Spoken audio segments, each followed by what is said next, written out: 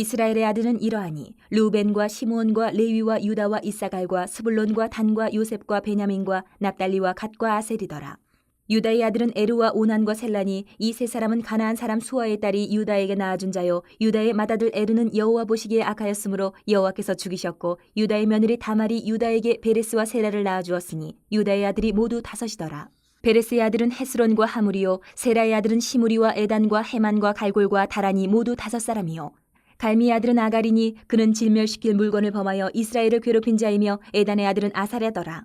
헤스론이 낳은 아들은 여라무엘과 람과 글루베라. 람은 아미나답을 낳고 아미나답은 나손을 낳았으니 나손은 유다 자손의 방백이며 나손은 살마를 낳고 살마는 보아스를 낳고 보아스는 오벳을 낳고 오벳은 이세를 낳고 이세는 맏아들 엘리압과 둘째로 아비나답과 셋째로 시므아와 넷째로 느다넬과 다섯째로 라떼와 여섯째로 오셈과 일곱째로 다윗을 낳았으며 그들의 자매는 스루야와 아비가일이라.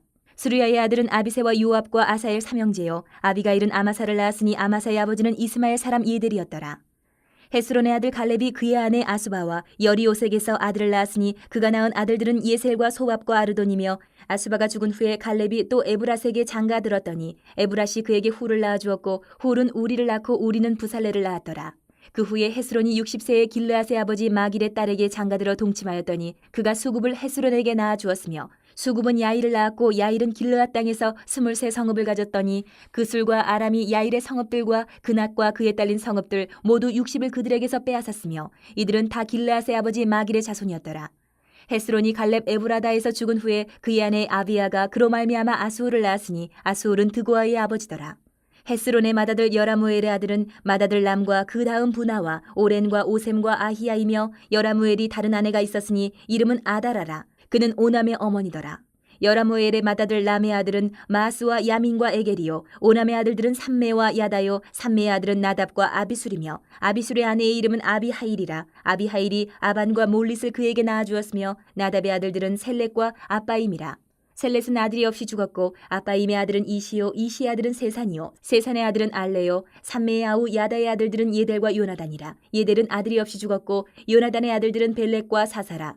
여라무엘의 자손은 이러하며 세산은 아들이 없고 딸뿐이라. 그에게 야르하라 하는 애굽종이 있으므로 세산이 딸을 그종 야르하에게 주어 아내를 삼게 하였더니 그가 그로 말미암아 아떼를 낳고 아떼는 나단을 낳고 나단은 사밧을 낳고 사밧은 에블라를 낳고 에블랄은 오벳을 낳고 오벳은 예후를 낳고 예후는 아사랴를 낳고 아사랴는 헬레스를 낳고 헬레스는 엘르아사를 낳고 엘르아사는 시스메를 낳고 시스메는 살룸을 낳고 살룸은 여갸미아를 낳고 여갸미아는 엘리사마를 낳았더라. 여라무엘의 아우 갈렙의 아들 곧 맏아들은 메사이니 시베 아버지요 그 아들은 마레사니 헤브론의 아버지이며 헤브론의 아들들은 고라와 다부아와 레겜과 세마라. 세마는 라함을 낳았으니 라함은 요르그암의 아버지이며 레겜은 삼메를 낳았고 삼메의 아들은 마온이라. 마온은 베술의 아버지이며 갈렙의 소실 에바는 하란과 모사와 가세스를 낳고 하란은 가세스를 낳았으며 야데의 아들은 레겜과 요단과 게산과 벨렉과 에바와 사압이며 갈렙의 소실 마아가는 세벨과 디르 하나를 낳았고 또 맘만나의 아버지 사압을 낳았고 또 막베나와 기브아의 아버지 스와를 낳았으며 갈렙의 딸은 악사더라. 갈렙의 자손 곧 에브라다의 맏아들 훌의 아들은 이러하니 기랏 여아림의 아버지 소발과 베들레헴의 아버지 살마와 백가델의 아버지 하렙이라. 기랏 여아림의 아버지 소발의 자손은 하로에와 무누오 사람의 절반이니 기랏 여아림 족속들은 이델 종족과 붓 종족과 수마 종족과 미스라 종족이라.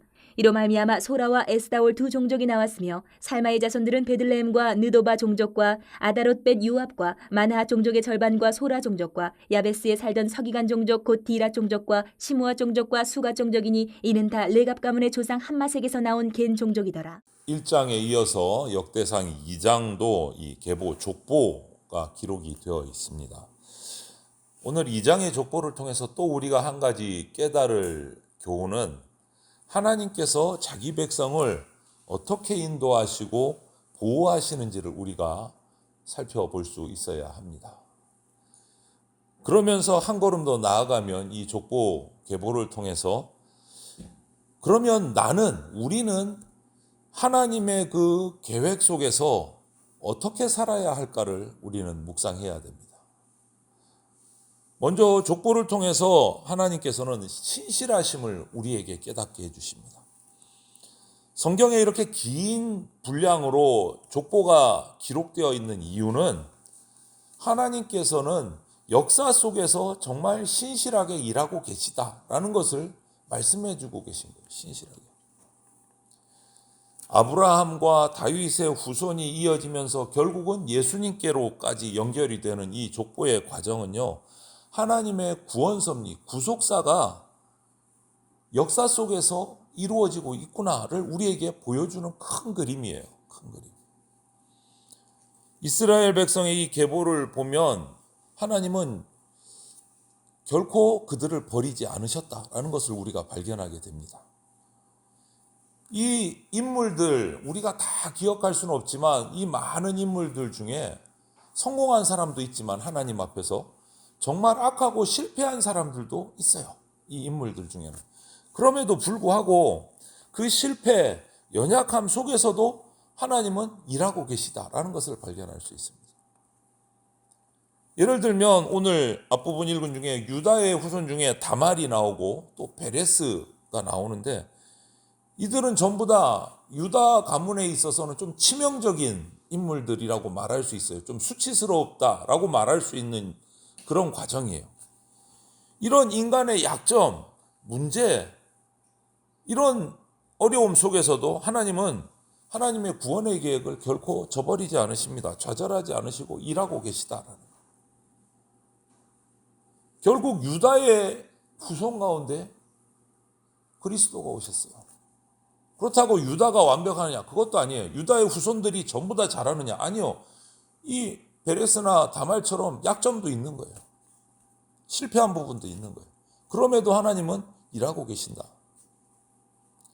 이렇게 하나님께서 우리의 역사를 주관하고 계신다라는 것을 우리가 알고 믿고 내 인생 속에서도 하나님의 계획이 움직이고 계시다라는 것을 우리는 믿어야 돼요. 과거를 돌아보면 실패도 있고 실수도 있고 아픔의 순간도 많을 수 있지만 하나님은 그것조차도 사용하셔서 더 좋은 길로 인도하신다. 일반적으로 우리들은 살아가면서 실패를 경험하거나 또 여러 가지 어려움에 빠지면 낙심합니다. 헤어나오지 못하고 허우적댈 때가 종종 있어요. 마치 세상이 다 끝난 것처럼 막 느껴질 때가 있습니다. 하지만 오늘 이 역대상에 기록된 성경의 족보들, 그 가운데 등장하는 인물들의 이런 면면을 살펴보면 하나님께서는 실패한 사람조차도 하나님의 구원의 구속사 속에서 사용하시고 선한 일을 이루어가고 계신다. 그러므로 우리는 내게, 저와 여러분들에게 낙심이 될 일이 생길 때마다 하나님은 나를 포기하지 않으신다. 이 믿음을 우리가 가지시기를 바랍니다. 본문에 등장하는 많은 인물들, 저도에도 말씀드렸지만 완벽한 사람은 없습니다. 다 약점이 있어요. 실수한 면면들이 다 등장을 해요. 그래서 2장 3절에 보면 유다의 아들 에르는 하나님께서 악하다고 평가하셔서 죽이기까지 하신 경우도 나와요. 다말은 독특한 방식으로 유다의 후손을 이어갔습니다. 며느리인데도 불구하고. 또 그 가운데 갈미의 후손 아갈은 하나님께 범죄해서 이스라엘을 괴롭게 한 인물이다라는 기록도 나와요. 이처럼 대를 이은 참 안타까운 비극적인 가족사 속에서도 그 가운데도 하나님의 구원 계획은 이어지고 있다. 그 약한 사람들을 사용하셔서 구원을 이루고 계신다.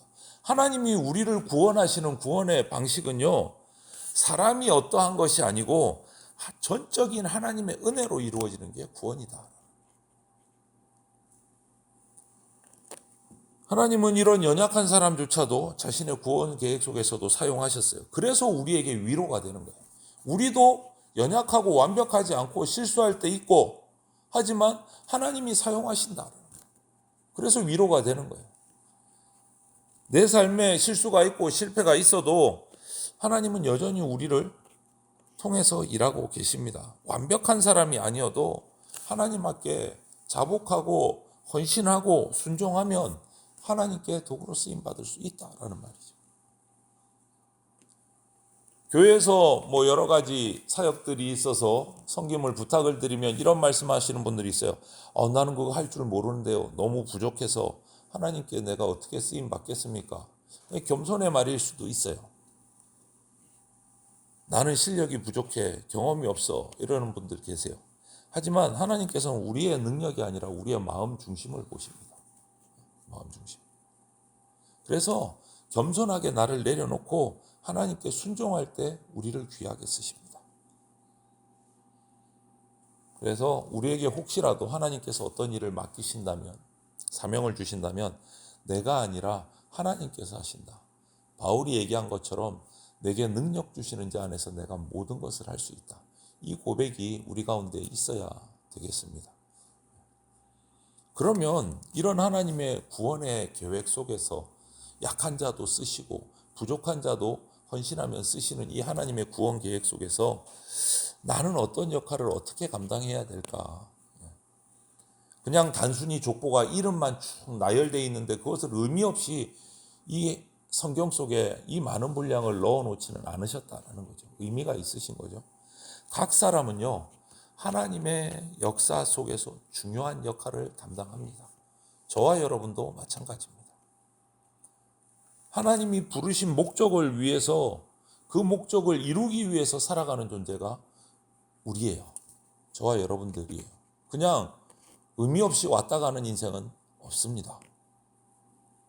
그래서 우리가 기억할 것은 그냥 내 한 명의 삶이, 인생이 단순히 내 개인의 무엇을 위해, 목적을 위해 살아가는 것이 아니라 하나님의 뜻이 있다. 나를 통해서 이루어질 하나님의 뜻이 있다라는 것을 우리가 알고 그 뜻을 이루기 위해서 살아가는 것이 중요하다. 이거 잊지 말아야 돼요. 나를 보내신 하나님의 목적이 있다. 그래서 하나님이 허락하신 자리에서 충성스럽게 살아가는 것, 하나님의 뜻을 이루는 것, 이것이 가장 복된 인생입니다.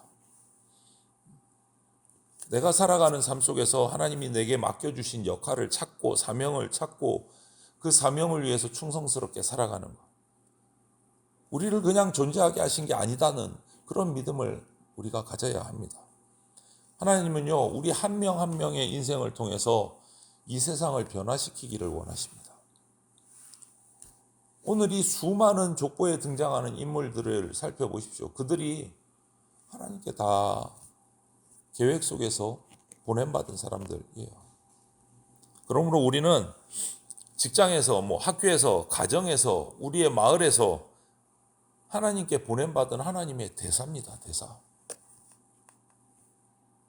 우리에게 맡겨주신 역할이 무엇인지 말씀 속에서 고민하고 그것을 발견하고 수행해 나가야 돼요.